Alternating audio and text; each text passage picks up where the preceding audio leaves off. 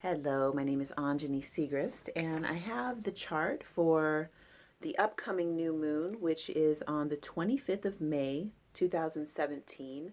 The exact time is 12:44 p.m. Pacific Standard Time, which we will have the sun and the moon at 4 degrees of Gemini. And interestingly enough, we have that conjunction with the sun and moon exactly on the midheaven. So the new moon is a time when the sun and moon join together and starts the cycle of the sun's time going through a sign. So today on Monday, um, this is a few days before the upcoming new moon, we're ending the Taurus season, what I call the Taurus season, because the sun has traveled through the sign of Taurus and it's coming to an end.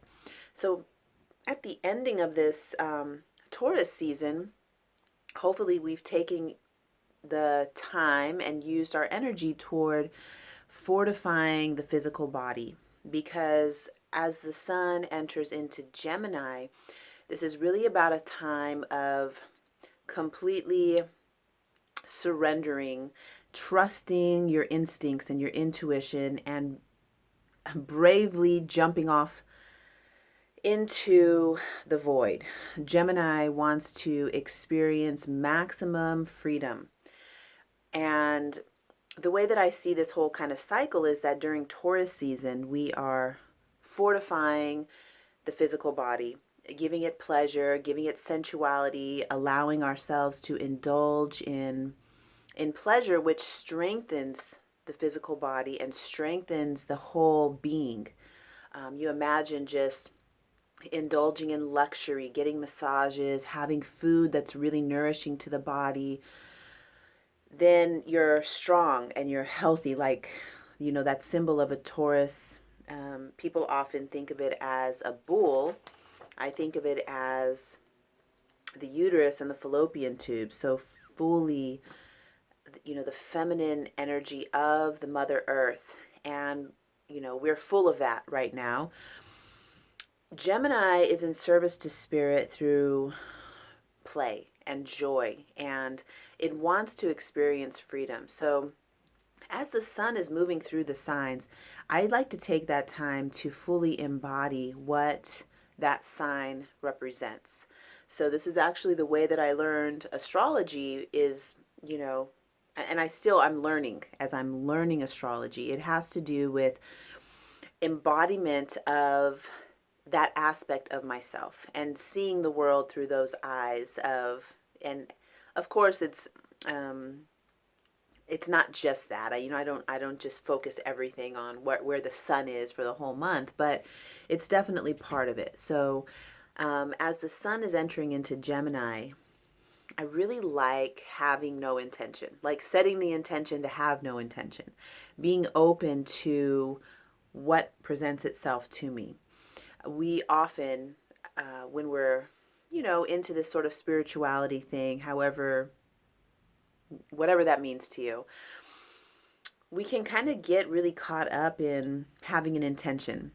And that's, something that I do with the moon cycle is the whole point of doing these new moon and full moon readings is to, check in with yourself, check in with myself, and see what the sky is teaching us. What does the sky have to say, and how can we relate to that information? So when the sun goes into Gemini, I really like to throw the cards up and, tarot cards or whatever cards you think of, throw them up in the air and let them fall where they fall and just go with what comes up. So here we are with the sun and moon together in Gemini on the midheaven. And this sort of three things, we can call it a stellium, even though midheaven isn't a planet, so essentially that wouldn't be a stellium. But the midheaven is like the highest point, and we could say if you're looking at a person's chart, the midheaven is the way that they're contributing to the world.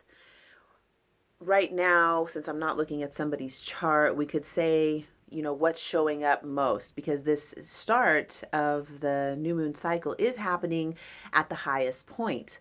So it's really making this like, how can we show up in full joy and being in service to spirit through bringing joy and delight and fun and being the fool, and not to be confused with foolishness, but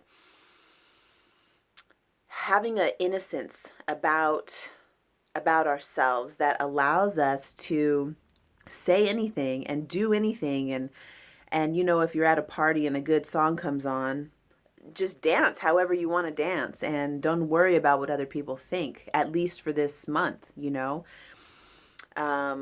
because tapping into that part of yourself that what Gemini represents, which we can think of. I like to use Copapelli, Don Juan, Don Juanita, the part of you that is able to shape shift and go into whatever environment you're in with that spirit and that spark of joyfulness and innocence and fun. And what I'm thinking right now is like there's some shows I want to go to, and I might just go to the show, and I might be that person who's just completely in the moment. And people like this, most likely, that they can do that.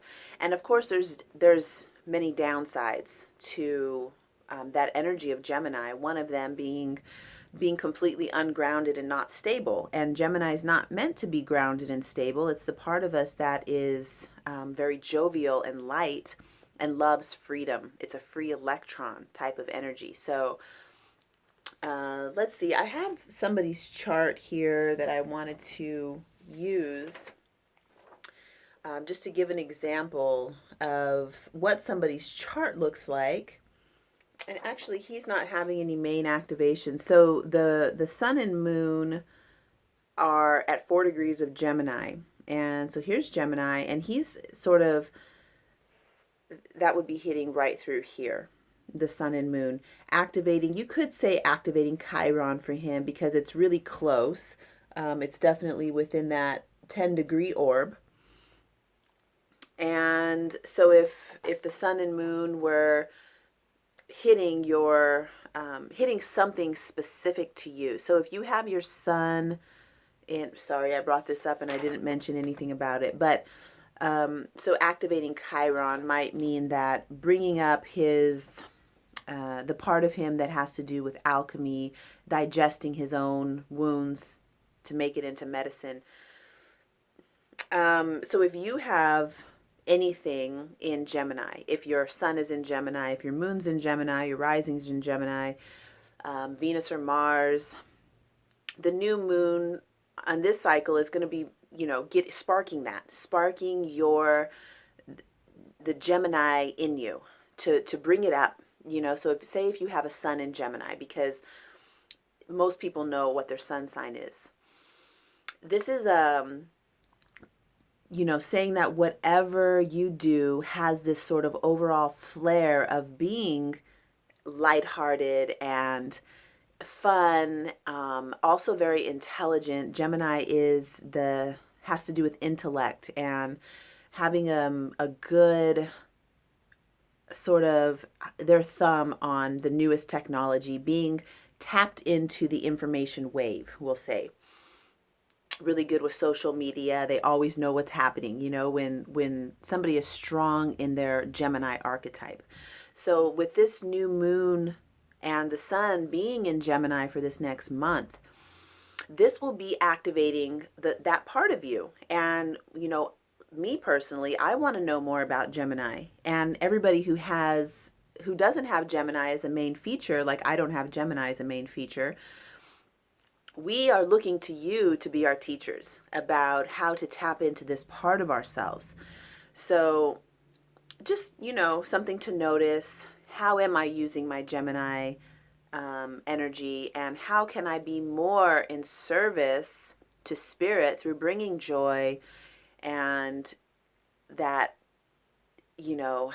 liveliness. I think of Gemini people as the ones who are like able to go to festivals, and it's, they're the gypsies and the wanderers and the traveling, even if they're not necessarily, we don't, you don't describe yourself as a traveler, as a gypsy, or as a festival goer.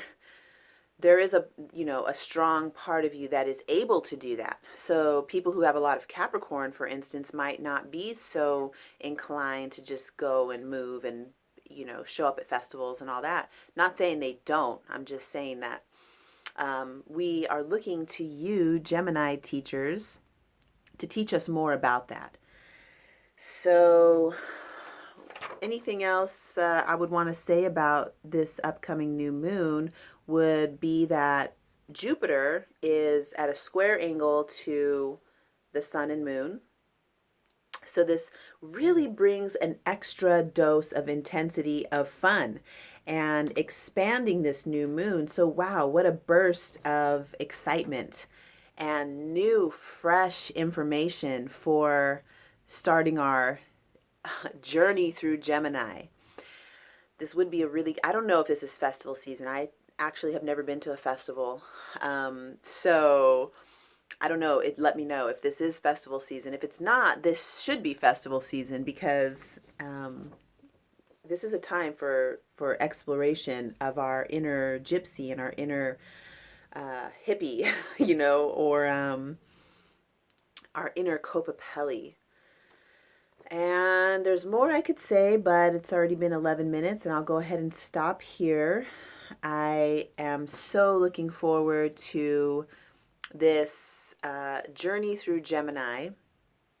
I really did good. I feel like I did good with the Taurus season. I definitely took a lot of hot baths, and I did a cleanse actually. So I wasn't indulging on food. I was indulging on feeling so radiantly alive because of drinking green juice and being out in the sun and connecting with nature. I every single day went to the cliffs and did my pranayama breathing exercises and did a lot of laying down in shavasana and a lot of relaxation. So I'm definitely ready for the upcoming jumping off into the void of expansion and the nothing, the nothingness that Gemini is teaching us about, and just, having the intention to have no intentions for this new moon cycle.